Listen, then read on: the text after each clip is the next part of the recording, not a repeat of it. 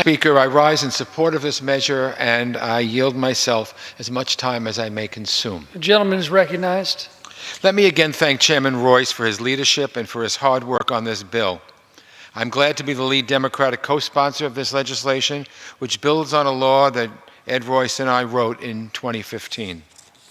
One of the best ways to stop Hezbollah's dangerous activity is to cut off its financing, which is what we tried to do 2 years ago. We went after Hezbollah's financial patrons, including Iran. But again, this is a group that if you block one path forward, they'll do what it takes to find another way around. So with this measure, we're broadening existing law by going after a bigger universe of Hezbollah supporters and enablers. This bill would impose mandatory sanctions on any third parties or governments providing money, equipment, or weapons to Hezbollah. We know that Iran will again get caught up in this dragnet, and this bill doesn't run afoul of our obligations under the nuclear deal or any other deal. After all, Iran's support for Hezbollah is outside the scope of the JCPOA. But it's not just Iran.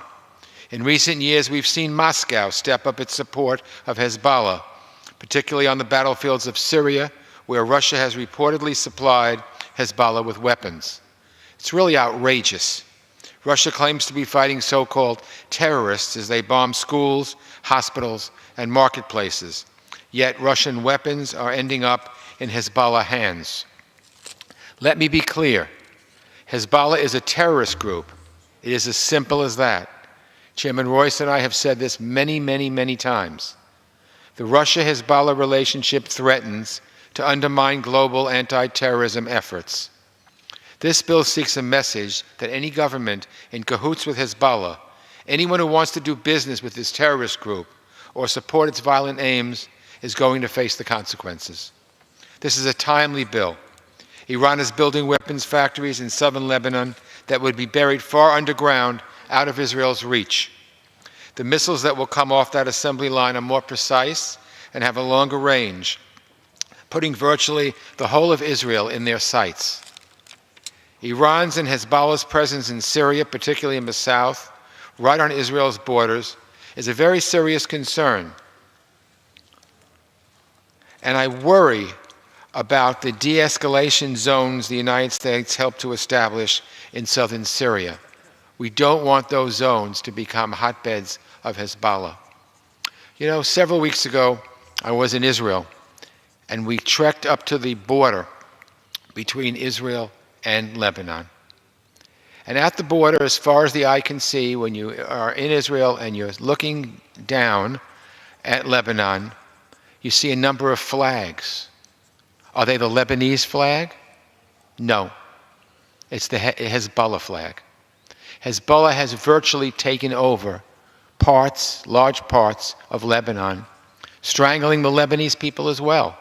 The Lebanese people are suffering under a brutal terrorist group that is embedded in its society, that disallows them to act as a free and open society. And my heart really goes out to the Lebanese people. To have a terrorist group virtually sitting in your lap, refusing to move, and putting you in all kinds of danger. So these areas have the potential to create a safe haven for Hezbollah and Iranian actors. They will stoke existing tensions and could create a corridor from Tehran to the Mediterranean through Iraq, Syria, and Lebanon. This would present a major shift in the regional balance of power and would present threats to Israel that it could not ignore. If these de-escalation zones end up empowering Iran and Hezbollah, then we'll have betrayed our ally Israel at the most crucial moment. That's why we're passing this bill.